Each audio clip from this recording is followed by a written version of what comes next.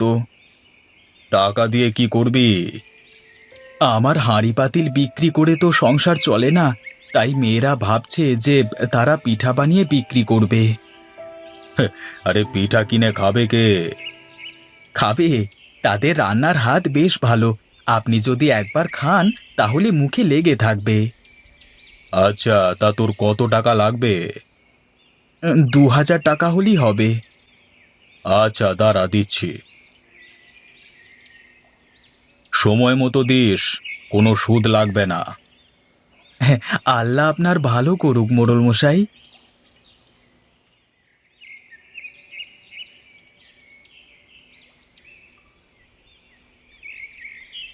এত দেরি হলো যে? মোড়ল সাহেব টাকা ধার দেয়নি? দিয়েছে মা, দিয়েছে। এমনকি এই টাকার কোনো সুদও তিনি নেবেন না। বলো কি? এ তো ভালো কথা। তাহলে খাবার খেয়ে বাজারে গিয়ে আমাদের পিঠা বানানোর জন্য আটা, ময়দা, চিনি এগুলো নিয়ে এসে দাও। আচ্ছা, আগে খেয়ে নি, তারপরে যাচ্ছি বাজারে। ঘরে চল সবাই।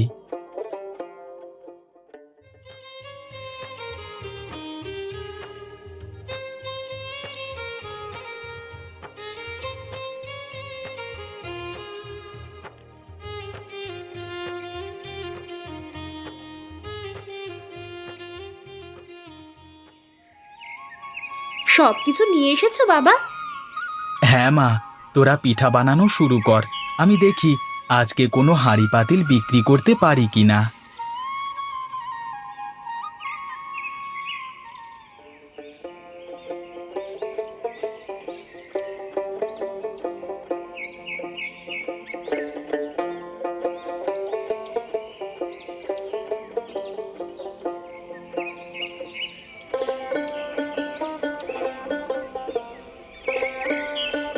এত মজাদার পিঠা আগে কখনো খাইনি। তাই নাকি?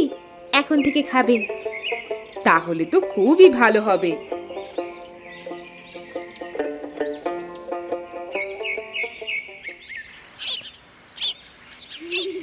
তোদের সব পিঠা বিক্রি হয়েছে আজকে?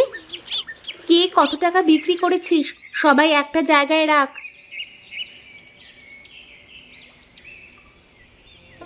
2000 টাকা হয়েছে মোট। এমন করে বিক্রি হলে আমাদের আর অভাব থাকবে না।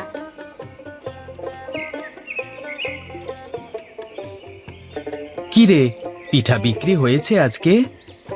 হ্যাঁ বাবা, সব টাকা মিলিয়ে 2000 টাকা হয়েছে। বলিস কি, একদিনে 2000? ভালোই তো। হ্যাঁ, কালকে আরো বেশি পিঠা বানাবো। আচ্ছা বানাস, তোরা একটু বিশ্রাম কর, আমি গোসল করে আসছি, কেমন?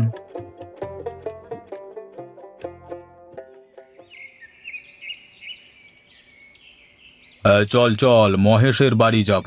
দেখি তার মেয়েরা নাকি নানান ধরনের পিঠা বানাতে পারে। গ্রামে অনেক সুনাম ছড়িয়ে পড়েছে। চলুন সাহেব।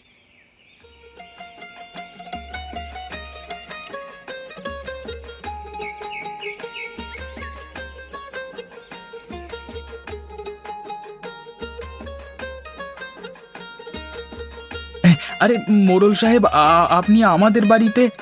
আমাকে বললি তো আমি চলে যেতাম। তোর মেয়েদের দেখতে আসলাম। এটা তো আমার সৌভাগ্য। বেলি, জবাব, কই তোরা? সবাই বাইরে এসে দেখে যা কে এসেছেন। ঘরে এসে বসুন মোড়ল সাহেব।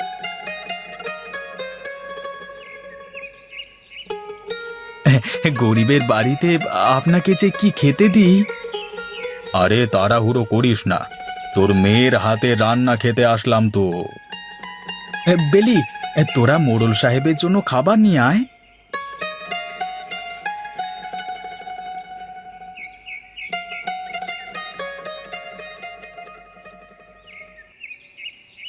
এত খাবার আমি কিভাবে খাবো?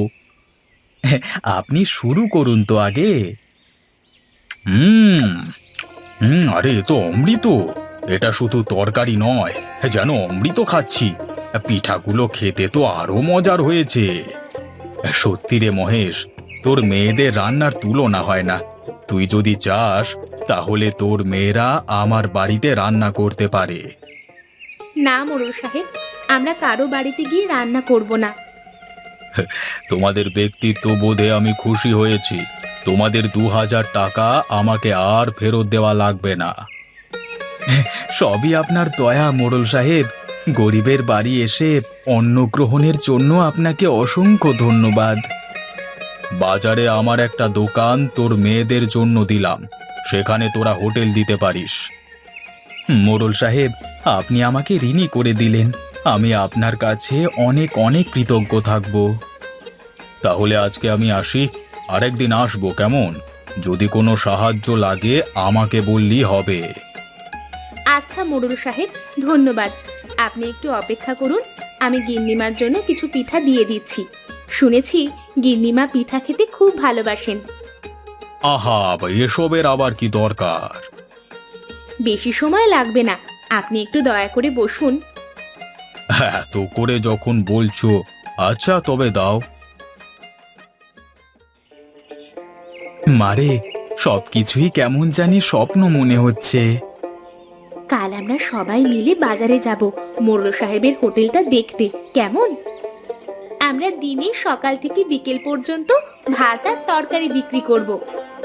হ্যাঁ, আর বিকেল থেকে সন্ধ্যা পর্যন্ত পিঠা বিক্রি করব। একদম ঠিক বলেছিস। পরিকল্পনা মাফিক কাজ করলে আশা করি আমরা একদিন সফলতার আলো নিশ্চয়ই দেখতে পাবো। তুমি কি বলো বাবা? আমার কোনো ছেলে সন্তান নেই, 5 মেয়ে হয়েছে দেখে সবাই আমাকে নিয়ে পরিহাস করত। আজ এই মেয়েরাই হবে আমার গর্ব। নিজেদের পরিশ্রমের কারণে তারা অল্প সময়ে পিঠের ব্যবসা দাঁড় করিয়ে ফেলে। এরপর তাদের সংসারে আর কোনো অভাব থাকে না এবং তারা তাদের বাবাকে আর কাজ করতে দেয় না।